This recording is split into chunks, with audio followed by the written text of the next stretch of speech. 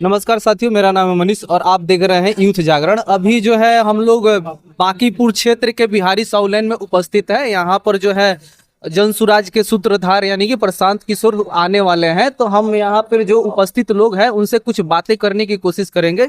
आखिर भैया जो है यहाँ पे प्रशांत किशोर आ रहे हैं, उनकी आने की पर्पस क्या है? आने की पर्पस है यहाँ पे आज उपस्थित होंगे हमारे वार्ड 42 में बांकीपुर में प्रशांत किशोर जी, ताकि अपने चुनाव प्रचार का यहाँ पे अपना चिन्ह बताए, अपने लोगों को समर्थक को एकजुट करे, अपने नेता होने का उपस्थिति प्रस्तुत करे यहाँ पे। और हम लोग दल बल थल के साथ यहाँ पे इस बार उनको समर्थन कर रहे हैं, ताकि बांकीपुर में बदलाव चाह रहे हैं। बांकीपुर की जनता करीब पिछले 30 सालों से केवल एक ही बीजेपी के यहाँ पर ही विधायक जीतते आए हैं, अपनी मनमानी करते आए, कोई विकास का कार्य यहाँ पे पूर्ण नहीं हुआ है। तो आप लोग यहाँ पर देख सकते हैं यहाँ की जनता जो है जनसुराज को लाना चाहते हैं। यहाँ पर बता रहे हैं भैया, जैसे कि यहाँ पर बीजेपी की 30 साल से सरकार थी और यहाँ पर 30 साल में जो है अभी यहाँ पर कुछ बदलाव नहीं आया है। और इन लोगों का मेन पर्पस ये है कि यहाँ पर अब जो है कुछ बदलाव हो, यहाँ पे कुछ बदलाव लाया जाए। तो उसी को लेकर के जो है यहाँ पर कुछ लोग एकत्रित हुए और यहाँ पर जनसुराज जी जो है जनसुराज के जो सूत्रधार है प्रशांत किशोर जी, वो आने वाले हैं। ठीक है, तो मैं यही कहना चाहता हूं कि आप लोग के मीडिया के माध्यम से जितने भी शिक्षित लोग हैं, असहाय हैं, जो चाहते हैं कि हमारे बिहार में, हमारे बांकीपुर में विकास हो, तो एक बार प्रशांत किशोर जी को लाएं। प्रशांत किशोर जी अगर हमारे बीच आते हैं तो ये पूरे बिहार में मैसेज जाएंगे, पूरे देश में मैसेज जाएंगे कि एक शिक्षित उम्मीदवार को जिताया गया, जो पूरे देश में जाने जाते हैं प्रशांत किशोर जी कि किस तरह से विकास के लिए काम करते हैं और आगे भी करते रहेंगे हमारे बांकीपुर के लिए। तो इसके लिए हम चाहते हैं कि एक बार आप लोग एक मत होकर के वोट दें और इनको भारी मतों से विजय बनाएं। अच्छा, इनका भी मतलब कहने का मतलब सही है कि जैसे कि मान के चलिए इतने दिनों में कुछ भी बदलाव नहीं हुआ तो पार्टी का बदलना भी जरूरी है। मान के चलिए 30 साल में कोई पार्टी इतने दिनों तक राज किया और कुछ बदलाव नहीं आया, तो हम और भी लोगों से बात करने की कोशिश करेंगे कि भैया आप मतलब जनसुराज। हाँ, जनस्वराज का सपोर्ट में आए हैं।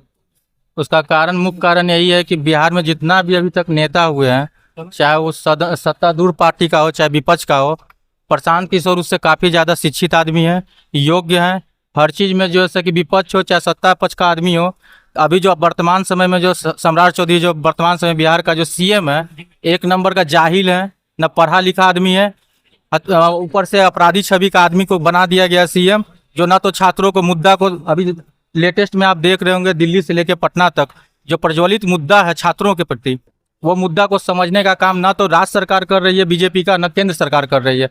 उस चीज़ के लिए, बदलाव के लिए प्रशांत किशोर को सदन में आना बहुत जरूरी है। जब प्रशांत किशोर सदन में आएंगे, वो विद्यार्थियों के मुद्दा को उठाएंगे और उससे जो है कि विपक्ष को ताकत भी मिलेगा। इसीलिए हम लोग चाह रहे हैं कि एक शिक्षित आदमी और योग्य आदमी प्रशांत किशोर जो है कम से कम सदन के अंदर जाए, जो आम जनता का जो मुद्दा है और युवा सब का जो मुद्दा है, वो सब का मुद्दा जो सदन में पटल पे अच्छे तरीके से रख पाएँ, समझ गए। इसीलिए हम लोग चाह रहे हैं कि प्रशांत किशोर को आना बहुत बहुत बहुत जरूरी है और बीजेपी का तानाशाही को रोक पाएँ। एक ही ऑप्शन है, सिर्फ और सिर्फ ऑप्शन है, जो शिक्षित आदमी भी है, योग्य भी है, सब कुछ से संपन्न है, वो है प्रशांत किशोर, जो सबको दबा सकते हैं। अच्छा, एक बात बताइए, जब उनके आने के बाद जो है अगर मान के चलिए वो यहाँ से चुनाव जीत के जाते हैं, तो यहाँ पर क्या क्या बदलाव आप लोग करिएगा? यहाँ पे जैसे कि बदलाव, मुख्य रूप से बदलाव जो है कि रोड, उस साइड का रोड देख लीजिएगा, पानी बरसात का समय आएगा, रोड पे जो है कि पानी पूरा भर जाएगा यहाँ वहाँ। अभी तक इतना दिन से 30 साल से सरकार है यहाँ पे, 30 साल से नितिन नवीन का फादर भी रहे, नितिन नवीन भी रहे, बांकीपुर में सब जीतते आए कंटिन्यूअसली। लेकिन अभी भी जो है कि जल का जो समस्या है, जो बाहर से आदमी जो परेशान होता है, वो सब समस्या अभी तक दूर नहीं हुआ है। नाली का समस्या भी दूर नहीं हुआ, पानी का निकासी का समस्या दूर नहीं हुआ। आप 30 साल से राज कर रहे हैं, फिर भी आप एक्सप्लेनेशन मांगते हैं कि हमको और टाइम चाहिए, हमको और टाइम चाहिए। तो आपको कितना टाइम चाहिए? आपको टाइम कितना चाहिए? अच्छा भैया, एक चीज बताइए कि यहाँ बांकीपुर की जो सबसे बड़ी समस्या है वो क्या है? बांकीपुर की समस्या, मूलतः समस्या तो यही है कि देखिए, समस्या ऐसे जनमानस में देखिएगा तो बहुत सारा समस्या है। युवा का रोजगार का समस्या है, बाढ़ से ग्रसित रोड नाली का समस्या है। इस तरह का समस्या अगर जोड़िएगा, आम जनमानस से अगर जोड़िएगा तो बहुत सारी समस्या है, जो बीजेपी खाली अपने जो है कि नाम पे जीतते आ रही है, नाम पे जीतते आ रही है, एक हिंदू मुस्लिम का छवि पे जीतते आ रही है, हमेशा ध्रुवीकरण का राजनीति करती है।